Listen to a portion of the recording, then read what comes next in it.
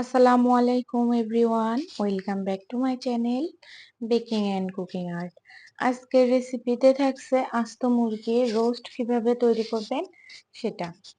চলুন দেখে নেই তাহলে মুরগির রোস্ট রান্না করতে কি কি লাগছে এবং কিভাবে রান্না করব। রেসিপিটি যদি ভালো লাগে অবশ্যই ফ্রেন্ডস এবং ফ্যামিলির সাথে শেয়ার করবেন। চলুন তাহলে দেখে নিই। প্রথমে একটা মুরগি নিয়েছি এখানে। মুরগিটা আপনি ছোটও নিতে পারেন, বড়ও নিতে পারেন, কিন্তু ছোট মুরগি নিলে কুক হইতে সময় কম লাগে। এই মুরগিটার ওজন হবে 500 গ্রামের একটু বেশি। 500 গ্রাম মুরগির জন্য কতটুকু মশলা লাগবে সেই অনুযায়ী আজকে রেসিপিটি। প্রথমে মুরগিটাকে আমরা একটু ছিদ্র ছিদ্র করে নিব কাঁটা চামচ দিয়ে, তারপর লবণ হলুদ মাখিয়ে কিছু সময় রেখে দিব। তারপর একটা প্যানে আমরা এখানে হাফ কাপ পরিমাণ তেল দিয়ে দিয়েছি। তার ভেতরে পেঁয়াজটাকে ব্রেস্তা করে তুলে নিয়েছি। সেই একই প্যানের ভেতরে আমরা মুরগিটাকে একটু ভেজে নেব। আমি এখানে মুরগিটা ম্যারিনেট করার সময় একটু হলুদ দিয়েছি। আপনার চাইলে দিতে পারেন, না চাইলে নাও দিতে পারেন, এটা অপশনাল। আর এখানে টক দই আদা রসুন এটা দিয়ে মোটেও ম্যারিনেট করা যাবে না, তাহলে মুরগিটা যখন ভাজবেন তখন ছিটাতে থাকবে তেল। মুরগিটা ভাজা হয়ে গেলে তুলে নেব। নিয়ে ওই একই প্যানের ভেতরে আমরা 3টা এলাচ এবং 2টা তেজপাতা এবং হাফ কাপের একটু বেশি পেঁয়াজ দিয়ে দিব, পেঁয়াজ কুচি। আপনারা চাইলে এখানে বাটা পেঁয়াজটাও ইউজ করতে পারেন, সেক্ষেত্রে গ্রেভিটা আরো ঘন হবে।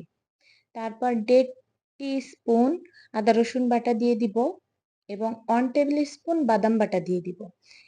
এই মশলাগুলো সুন্দরভাবে কষানো হয়ে গেলে আমরা এখানে 3 টেবিল স্পুন টক দই দিয়ে দিব।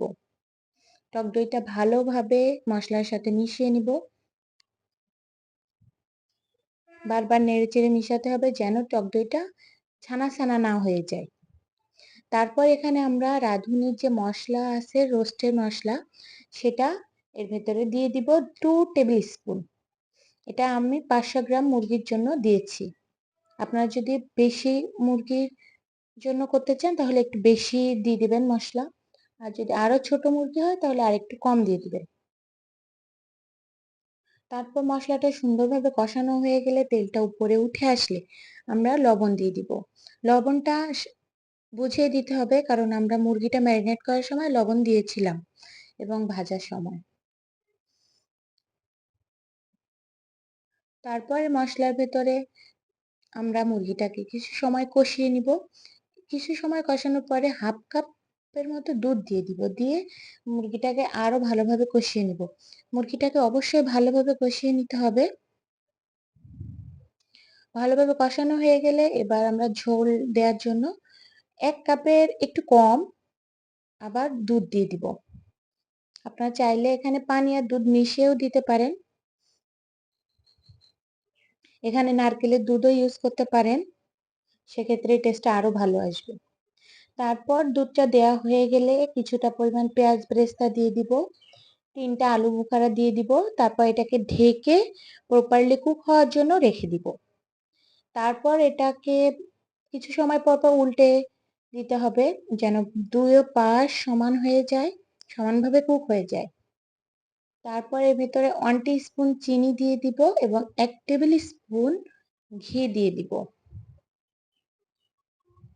তারপর আবারও সুন্দরভাবে নেড়েচেড়ে দিব। তারপর কিছুটা ঝোল ঘন হয়ে আসলে আমরা চুলাটা বন্ধ করে দিব। আমাদের রান্নাটা প্রায় শেষ, দেখতেই পারছেন আমাদের রান্নাটা শেষ হয়ে গেল।